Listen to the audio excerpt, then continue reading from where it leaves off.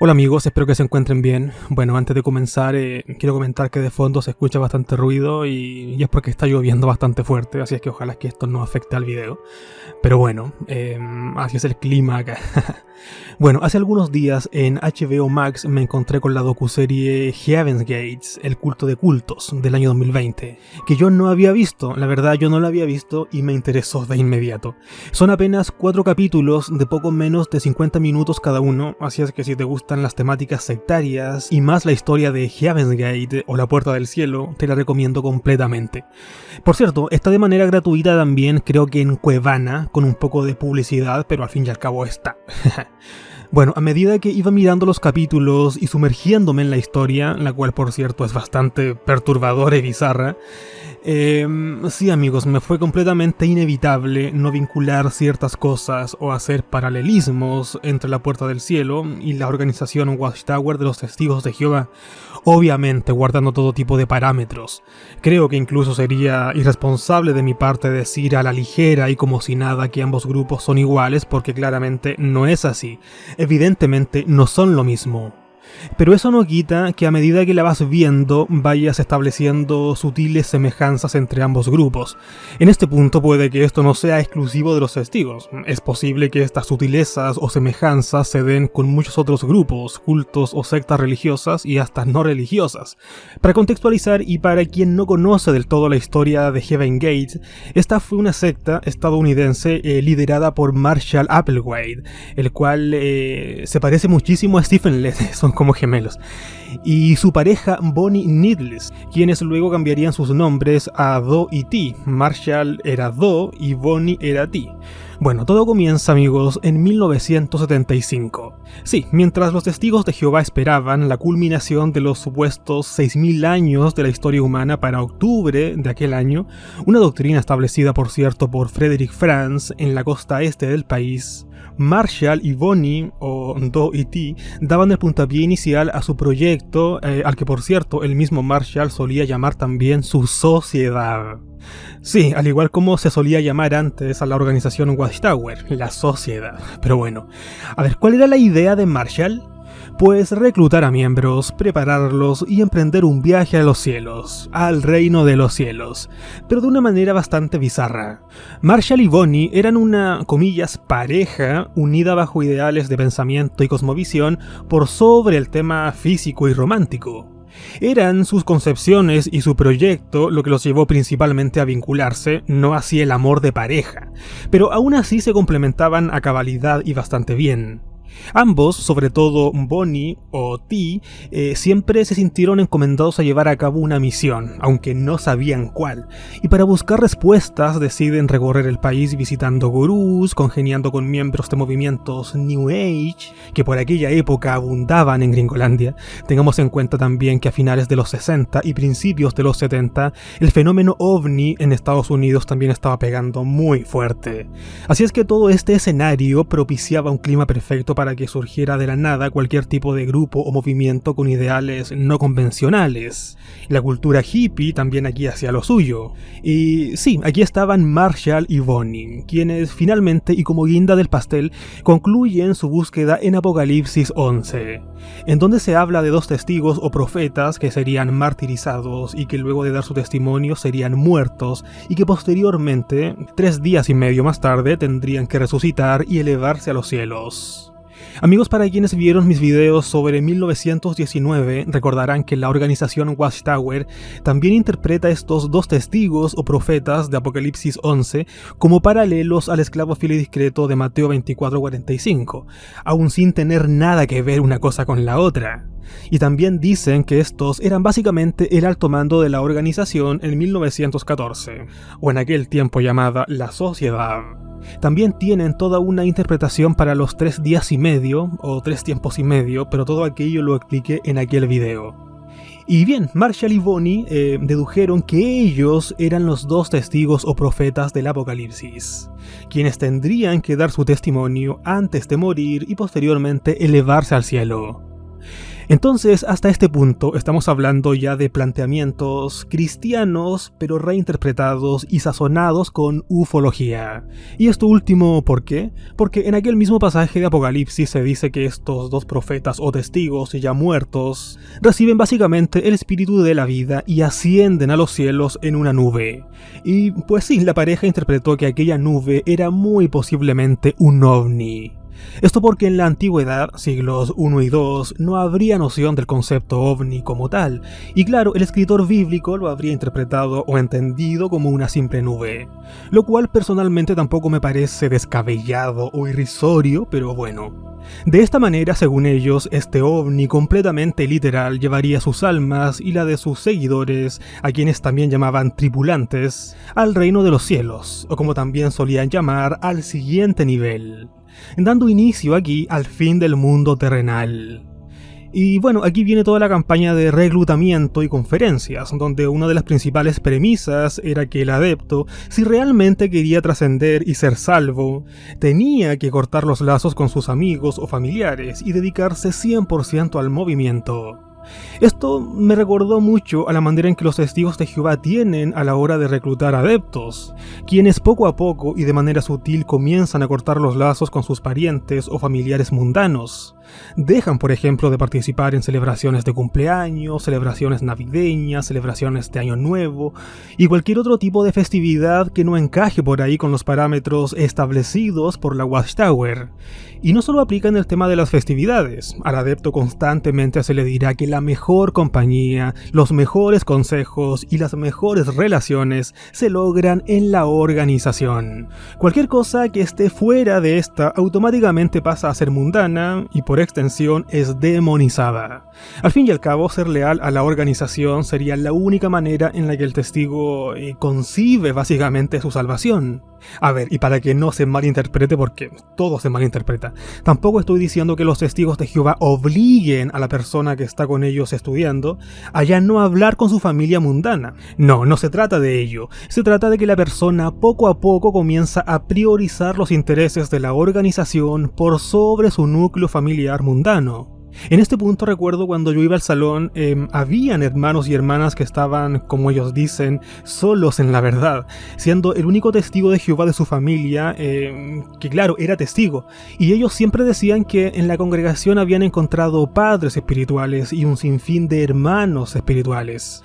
Eran todo el tiempo invitados por las demás familias a almorzar o a realizar cualquier otra actividad.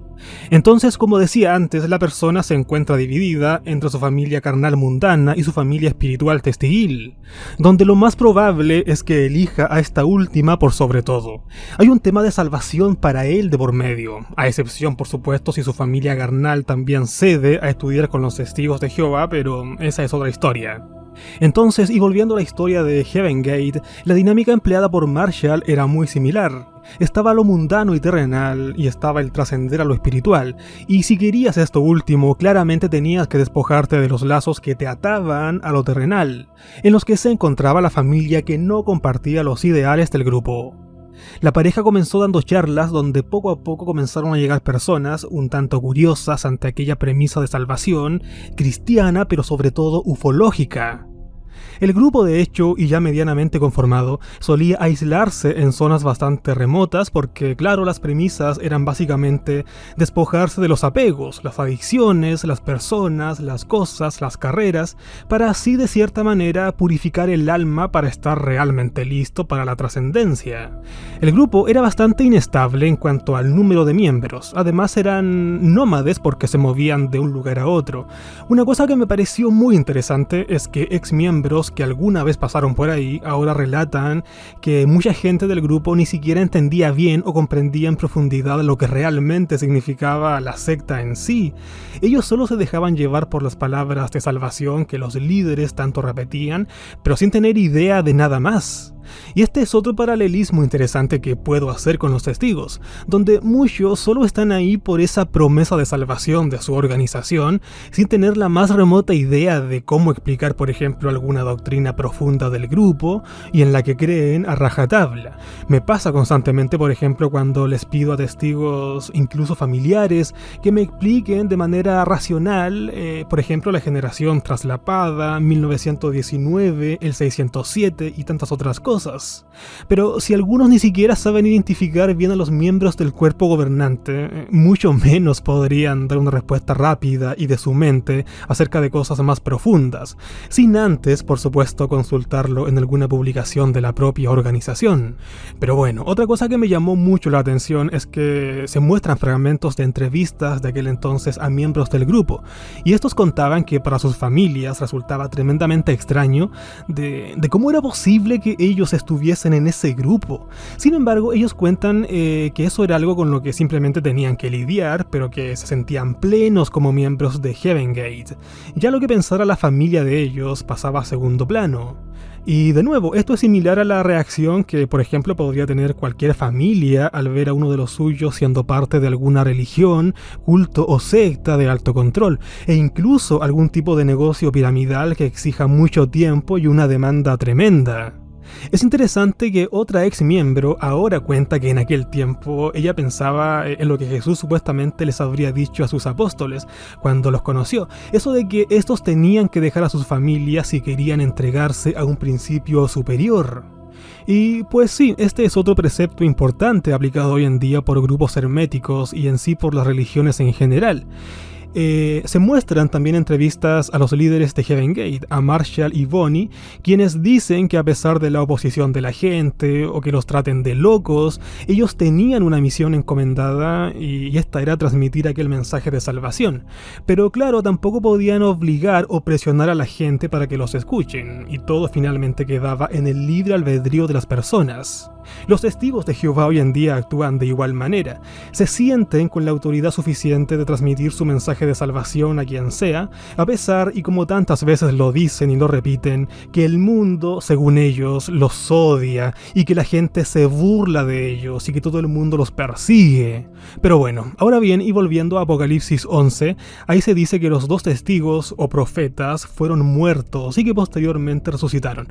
Bueno, Marshall y Bonnie interpretaron que de cierta manera la prensa los había matado de manera metafórica, con sus malos comentarios, con sus burlas y todo tipo de cosas, donde incluso se les vinculó con Charles Manson. La prensa, de hecho, de manera peyorativa les llamaba simplemente la secta de los ovnis. En este punto, amigos, uno podría pensar en qué diantres pasaba por las mentes de Marshall y Bonnie en aquel momento, en plan de estar convencidos ellos de irse a este supuesto reino de los cielos en un ovni.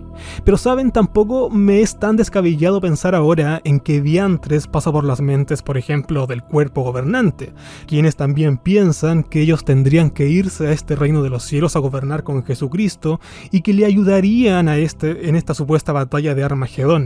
En este punto, y otra vez repito, esto podría ser aplicable para cualquier otra persona religiosa y no religiosa, pero con una perspectiva celestial totalmente literal, en donde juran y rejuran que se irán a los cielos a estar como ángeles o a servir de manera espiritual y a vivir eternamente y todo ese tipo de cosas. Pero bueno, volviendo a la docuserie, y con el paso del tiempo, los adeptos comenzaron a pasar casi todo el día en las salas de clase. Sí, podríamos llamarles salas de clase porque el mismo Marshall decía que esta era una gran clase donde al final se tendrían que graduar y la graduación sería, bueno, posteriormente ya lo veremos. Entonces, los miembros se juntaban casi todo el día allí para, según las palabras de Bonnie, perfeccionarse para estar listos para el momento de ascender. Recordemos que todo este proceso hasta el desenlace duró más de 20 años, así es que todo fue tremendamente gradual. Yendo ahora a la cosmovisión de los testigos de Jehová, estos esperan que en el paraíso terrenal, posterior al Armagedón, los que vivan tendrán 1000 años para alcanzar la perfección humana y al final de estos, cual videojuego, se tendrían que enfrentar a la prueba final con Satanás, y los que sobrevivan en aquel momento, sí, ahí sí que vivirán para siempre. Es por ello la importancia de estos 1000 años previos del reinado de Jesús, donde los testigos eventualmente tendrían que llegar al final de estos ya perfectos. Bueno, en el caso de Heaven Gate era similar, es por ello que los miembros de la secta pasaban la mayor parte del día encerrados y siendo instruidos por Marshall y Bonnie para alcanzar la perfección para el momento definitorio, para la prueba final. Algo muy interesante es que otro ex miembro ahora dice que ellos sabían en aquel momento que ese proceso sería muy difícil y donde quizás no todos lo podrían lograr. Bueno, en los testigos pasa lo mismo. Ellos dicen que muy probablemente al final de estos 1000 años, Satanás efectivamente se logre llevar a muchos a la destrucción eterna. Por lo tanto, también para estos no todos lo lograrían. Pero es más, ni siquiera tenemos que viajar a este futuro utópico watchtoweriano. Es cosa de ver cómo actúan hoy en día los testigos. Estos constantemente dicen estar preparándose espiritualmente para en Armagedón ser protegidos por Jehová y así pasar con vida al paraíso. Y por supuesto, esta preparación espiritual, según ellos, viene de la mano con estar comprometidos al 100 con la organización y sus intereses. Así es que es básicamente el mismo patrón de Heaven Gate. En el 76, Marshall y Bonnie deciden sacar un instructivo con reglas y normativas para los adeptos. Y por supuesto, quien no estuviera de acuerdo con ello simplemente no era bienvenido. En los testigos pasa lo mismo con las normativas que el cuerpo gobernante expone. Que a ver amigos, no está mal que un grupo organizado establezca reglas. Aquello por supuesto que no está mal porque ayuda al orden, y esto aplica a todo ámbito de grupos, de corporaciones, de organizaciones. El problema viene cuando estas normativas y reglas no pueden ser cuestionadas por el miembro de a pie. El problema viene cuando se dice que estas normativas provienen de Dios, y con el paso del tiempo el alto mando las cambia como quien se cambia de calzones. Y lo peor de todo es que si el miembro de a pie cuestiona aquello, sí, tendrá represalias. Para Heaven Gate, una persona que no obedeciera su instructivo simplemente no era bienvenida.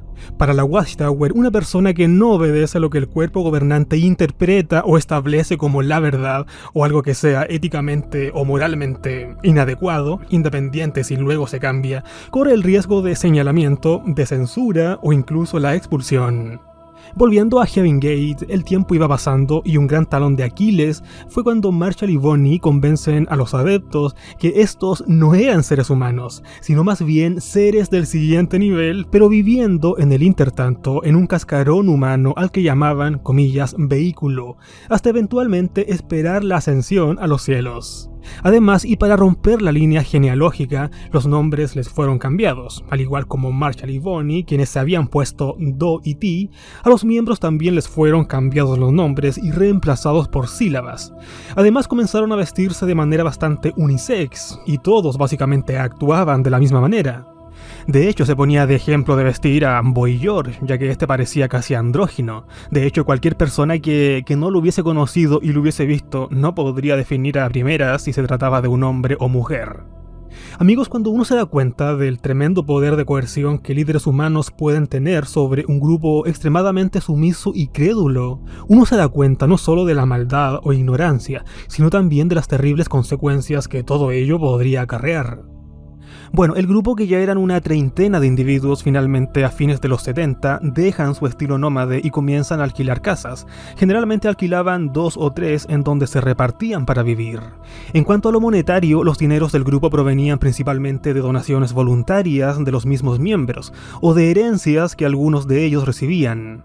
Así es que con esta misma plata comenzaron a establecerse primero en Denver y luego en Dallas, donde siempre mantenían un perfil bajo ante los vecinos. En este aspecto, amigos, Do y Ti, o Marshall y Bonnie, siempre fueron austeros, nunca como que sobresalieron por sobre el grupo en cuanto a lo monetario, porque básicamente todos eran de la misma posición. Sin embargo, con el tiempo, una fuerte noticia golpea al grupo. Bonnie, la líder del grupo, fallecía en el 85, producto de un cáncer diagnosticado varios años antes, y donde igual uno de sus ojos había sido extirpado debido a lo mismo. Esto produjo, sin lugar a dudas, cierta disonancia cognitiva entre los miembros, quienes se preguntaban cómo era posible que su líder, un ser superior, ahora simplemente había muerto de una forma tan terrenal. Y es aquí cuando Marshall les dijo a sus seguidores que Bonnie había viajado al siguiente nivel porque básicamente tenía demasiada energía como para permanecer en la Tierra, y que por eso había abandonado su cuerpo físico para hacer el viaje. En este punto, amigos, se crea un paralelismo con Jesús.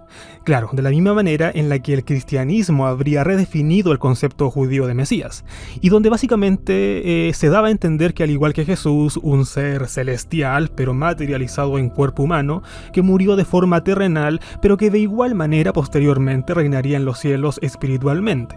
Bueno, con Bonnie habría pasado algo similar, o al menos eso fue lo que Doe o Marshall dio básicamente a entender. Todo esto puede que te suene ridículo a más no poder, es comprensible, pero a ver, es básicamente la misma concepción que hoy tienen los testigos respecto a los 144.000. Seres humanos de carne y hueso y que al momento de morir subirían al cielo a estar con Jesús porque claro, este los habría elegido previamente y así allí tendrían que esperar el Armagedón. Allí tendrían que luchar y luego reinar allí por 1000 años con Cristo. Esto es lo que el cuerpo gobernante tanto añora y espera para sí mismos. A ver, esto tampoco es tan alejado a lo que muchas ramas del cristianismo también añoran para ellos.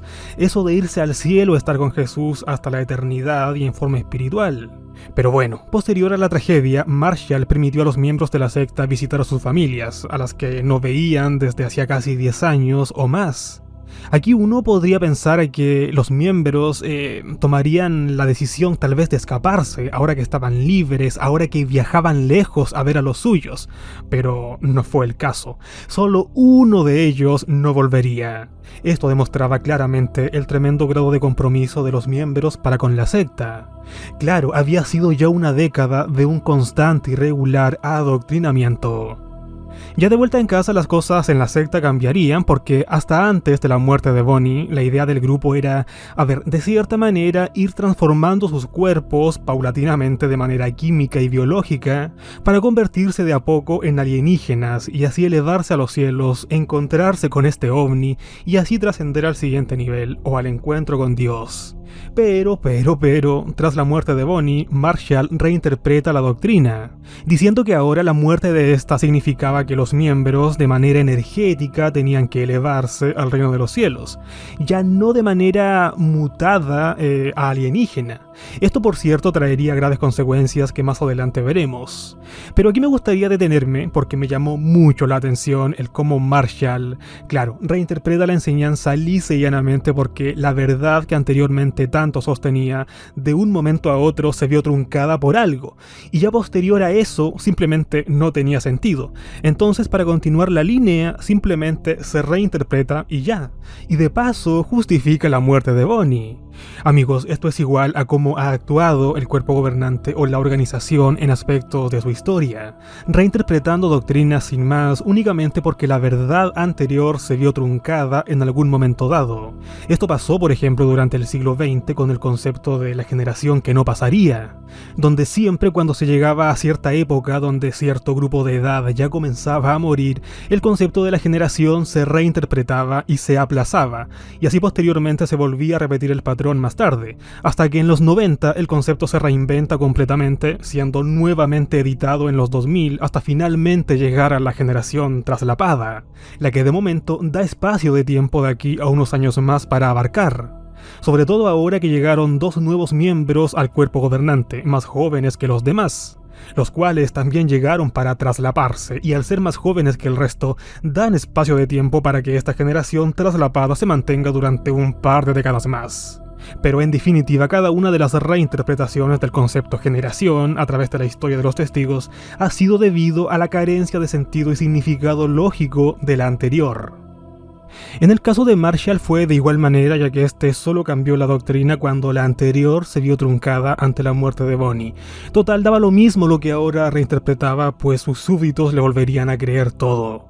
Amigos, Marshall a estas alturas estaba cada vez más desquiciado, ya que incluso llegaría a decir que la difunta Bonnie, ahora en los cielos, ocupaba de cierta manera el papel de Dios. y él en la tierra ocupaba el papel de Jesús, a través de quien los dictámenes de Dios, es decir, Boni, tenían que pasar para luego ser esparcidos a los miembros del grupo. A ver, en este sentido, si bien el cuerpo gobernante no dice que es el sustituto de Jesús ni que ocupa su lugar, de igual manera se atribuyen ser el canal o conducto entre lo divino y lo terrenal, entre Dios y los hombres, a través de quienes tendría que pasar toda esta información desde lo alto para luego llegar abajo, a los hombres. De hecho, hay una atalaya muy elocuente, creo que es del 2013, donde se ve al cuerpo gobernante inmediatamente por debajo de Jehová y los ángeles, y donde Jesús brilla por su ausencia. Pero bueno, volviendo al documental, llega un momento donde Marshall les regala a los adeptos, quienes eran entre 25 a 30 personas en aquel momento, un anillo para cada uno. Esto fue una especie de ritual simbólico donde Marshall les diría que ya estaban listos. ¿Para qué? Bueno, ya lo veremos. También se reinterpreta como una especie de compromiso o matrimonio figurativo entre él y los miembros. Otra característica de la secta era el bautismo, donde se decía que posterior a este, la persona básicamente renacía, ahora mucho más comprometida con el grupo, y de hecho un ex miembro lo comparaba al renacer de una mariposa de su estado larvario.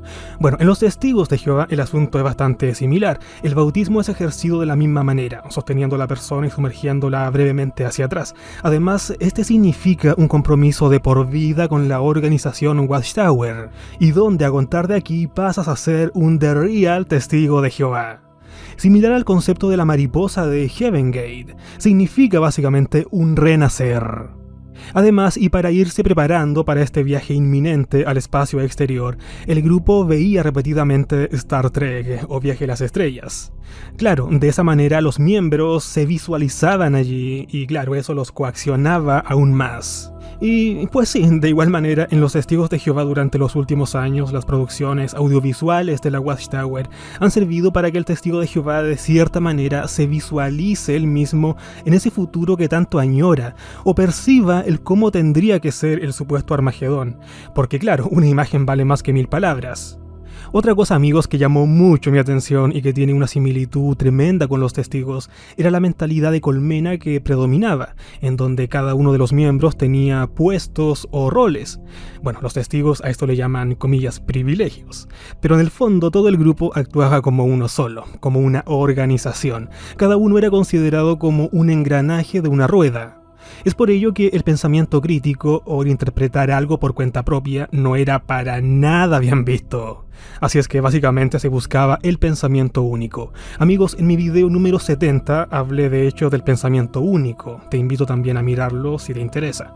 Además, constantemente les decían que si dejabas el grupo, no solo te estabas perdiendo la oportunidad de tu vida de salvación, sino que además afuera te irá mal.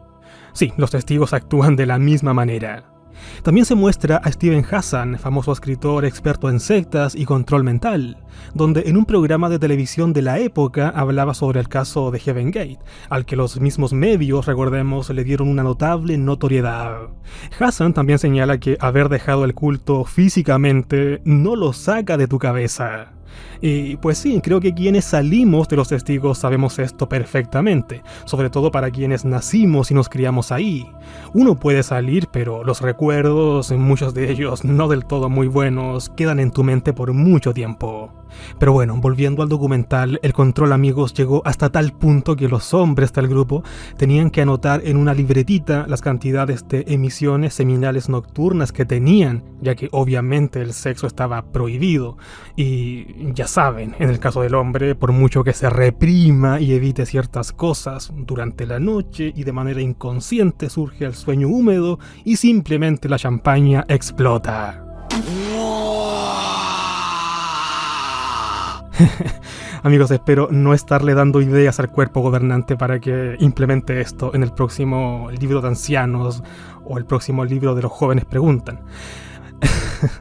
Además, los miembros de la secta vestían de manera bastante unisex y andrógina, para no parecer mucho ni mujeres ni hombres. Creo que este punto ya lo había tocado anteriormente, pero bueno. Incluso se llegó a hablar acerca de castrar a los hombres para evitar cualquier tipo de desliz. El problema de esto es que no quedó en una simple idea, esto fue llevado a cabo con un voluntario y salió totalmente mal. El tipo comenzó a convulsionar, tuvieron que llamar a un sacerdote, pero todo seguía igual hasta que finalmente decidieron llevarlo a un hospital donde de a poco se recuperaría. Al tiempo más tarde contratan a un médico para que éste hiciera las castraciones de manera más profesional. Y sí amigos, entre 7 a 9 hombres, incluido Marshall, finalmente se castran. Quedaron 5 coquitos, algo realmente bizarro.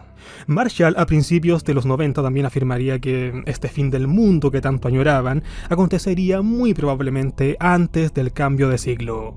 Amigos, la organización Watchtower también señaló y enseñó esto en sus publicaciones durante esta época. Esto de hecho lo puedes revisar con más detalle y calma en mi video número 48, donde hablo de ello. Y donde obviamente ni la Watchtower ni Marshall afirmaban tajantemente y categóricamente que el fin vendría exactamente antes del siglo XXI, pero sí daban luces a que las cosas se tenían que cumplir en este siglo XX y que muy difícilmente entraríamos en el siglo XXI. Y esto de hecho fue la tónica entre varios grupos y cultos apocalípticos durante aquella época. En el 93 salieron de este hermetismo en el que estaban y deciden salir por televisión en una especie de docu-reality donde Marshall hablaba con los miembros. Esto fue bastante novedoso ya que jamás se pensó que un grupo tan distante se mostrara de manera tan abierta, sobre todo en televisión y a los medios de comunicación, los que alguna vez, recordemos, se burlaron de ellos, acusándolos de locos y sectarios. En los Testigos de Jehová pasó algo bastante similar con el televangelismo que de pronto comenzaron a dar a través del broadcasting de su página web, donde antes habría sido totalmente impensado pensar que el honorable cuerpo gobernante aparezca en las pantallas de computadoras, sobre todo después de haber criticado el televangelismo de otros. Pero bueno, al fin y al cabo se trata de marketing, de llegar a un número mayor de personas y de cierta manera de inspirar confianza y más cercanía. La secta de Heaven Gate incluso pagó a un periódico para que los publique. Comenzaron a recibir cartas y ellos también enviaban cartas y cintas de VHS a personas que lo quisieran. De cierta manera estaban dando a conocer su mensaje a través de los medios digitales de la época. Además comenzaron a dar entrevistas y charlas a cualquier individuo, algo totalmente impensado. En los Testigos sucede algo similar con todo este boom tecnológico posterior a que jw.org fuera abierto, donde comenzarían a producir películas al más puro estilo de Hollywood, caricaturas animadas para niños y ahora de hecho series. Como que de un momento a otro pasaron del hermetismo cauto a usar los medios digitales a su alcance abiertamente para llegar con sus doctrinas a otros, precisamente lo que hizo Heaven Gate en su época. Steven Hassan también señala el cómo las sectas captan adeptos más fácilmente cuando estos pasan por periodos difíciles o de dificultad, señalando el cómo muchas veces los adeptos posteriormente dicen que en aquel momento duro de la vida le pedían a Dios qué hacer y de inmediato, toc toc, los predicadores queriendo hacer un curso bíblico. Amigo, por favor, si tienen la oportunidad de ver el documental, véanlo porque les será como un déjà vu. Y respecto a lo mismo, atención con lo que dijo David Splane. Vemos milagros todos los días. ¿Qué es un milagro? Una obra poderosa que no se puede explicar en términos humanos. ¿Y qué hay de esas experiencias que hemos oído en las que alguien desesperadamente le pide a Dios, por favor, si existes, envíame a alguien que me hable de ti? Y 10 minutos después, un testigo toca a la puerta. ¿Casualidad o milagro? Entonces, con este acercamiento al público que la secta tuvo a principios de los 90, eventualmente atrajeron a más gente a sus charlas, pero en su mayoría generaban rechazo, porque claro, ya eran considerados a nivel nacional como una secta. Además, constantemente los comparaban con la secta de Jim Jones en Guyana y aquel tremendo desastre en el 78.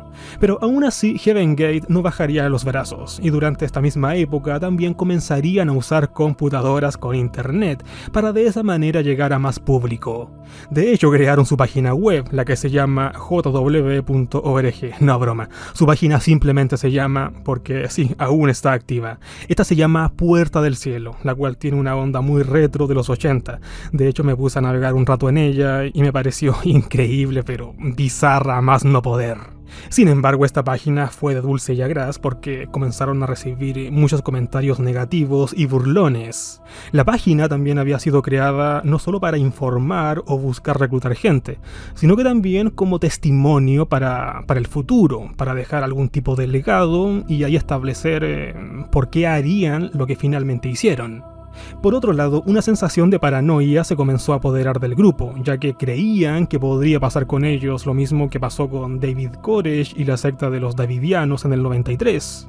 Entonces, las similitudes que la gente y la prensa, sobre todo, comenzó a hacer entre ambos grupos, evidentemente que causaban paranoia en los miembros. Comenzaron de hecho a decir que el gobierno de los Estados Unidos quizás iría tras ellos.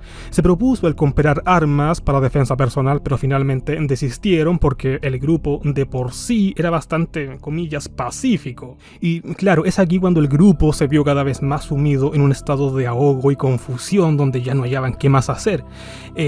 Amigos, todo esto me recordó un poco al tema de los testigos de Jehová y cómo hoy en día ellos están también en esta paranoia constante donde según ellos todo el mundo los odia y todo el mundo los persigue y la prensa habla mal de ellos y las religiones los van a perseguir. Entonces, de cierta manera también están sumidos en una paranoia generalizada. Pero bueno, Marshall por su lado quería emprender el viaje al siguiente nivel a toda costa. Sí amigos, este viaje al siguiente nivel significaría que los miembros tendrían que A ver, no puedo decir aquella palabra en YouTube porque es delicada y ya YouTube le da ansiedad y me podría banear, pero digámosle a que el grupo en conjunto se hiciera la automurición. Claramente hablar abiertamente de ello en el grupo era algo delicado porque se podría por ahí filtrar algo al exterior y eso sería atroz para el grupo. Recordemos por otro lado que ellos concebían sus cuerpos como meros vehículos, los cuales tenían que dejar antes de emprender el viaje al reino de los cielos en un ovni físico que los tendría que estar esperando en algún lado. En octubre del 96, el grupo alquila una mansión cerca de San Diego, en California. No amigos, no es la mítica Beth Sarim de la Watchtower, esta quedaba más al norte, y donde ahora todos comenzarían a vivir en conjunto.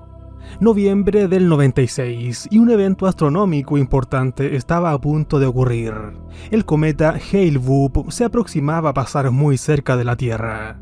Por supuesto, aquello fue noticia a nivel mundial. Además, no olvidemos la paranoia de muchos grupos apocalípticos a puertas del cambio de siglo.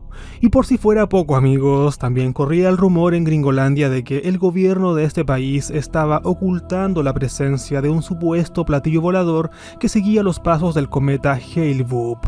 Y pues sí, la secta, la que recordemos también creía que el gobierno podría ir tras ellos, comenzaría a inclinarse también por esta teoría conspirativa. Recordemos que estos creían que un ovni vendría a buscar sus almas, y claro, la teoría conspirativa del supuesto platillo volador que seguía al cometa Hale-Bopp les caía como anillo al dedo. Es más, interpretaron que en aquel platillo volador venía Bonnie a buscarlos. Sin embargo, la idea quedaría en un limbo porque después se dijo que el supuesto platillo volador era totalmente falso, pero bueno. Sin embargo, el grupo diría después que el propio cometa Hale-Bopp era el platillo volador. Diciembre del 96. La Navidad llegaba y la secta se ponía a tono con esta. Intercambiaron regalos, adornaron la casa, cocinaron cosas navideñas, hicieron juegos e incluso en los días siguientes salieron de vacaciones. Visitaron parques, visitaron casinos y en general comenzaron a hacer cosas que antes nunca habían hecho como grupo. La realidad amigos es que en aquel diciembre del 96 el grupo ya había tomado una decisión en conjunto, la automurición colectiva. El día 26 de marzo de 1997, 39 cadáveres, 21 mujeres y 18 hombres fueron encontrados en la mansión que alquilaron cerca de San Diego. De hecho, hay unos clips de videos muy famosos donde se les ve vestidos de manera muy particular con sus cabezas tapadas. Las tomas fueron hechas por un ex miembro que abandonaría las filas 2 semanas antes del hecho. Y antes de cometer la automurición colectiva, Marshall se habría contactado con él y le habría pedido a este que los grabe.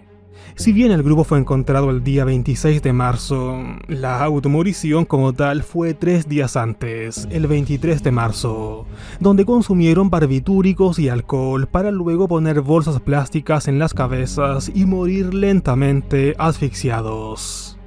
El viaje al siguiente nivel había comenzado. Por supuesto, amigos, la noticia trascendió a nivel nacional e incluso mundial, y el resto es historia. Amigos, quería compartir con ustedes la historia de Heaven Gate, que si bien es cierto ya había leído de ella antes, no había visto esta serie de HBO Max y honestamente me encantó. Y tal como señalaba al principio, los paralelismos y similitudes que podemos hacer con los testigos de Jehová, y en general con cualquier otro grupo religioso apocalíptico cristiano milenarista, son tremendos.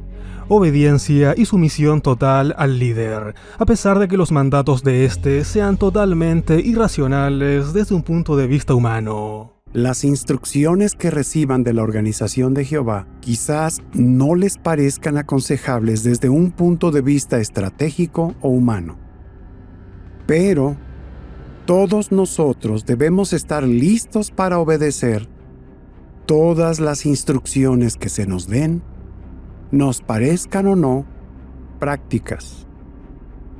Ahora es el momento de que cualquiera que esté poniendo su confianza en la educación seglar, las posesiones o las instituciones humanas, cambie su modo de pensar.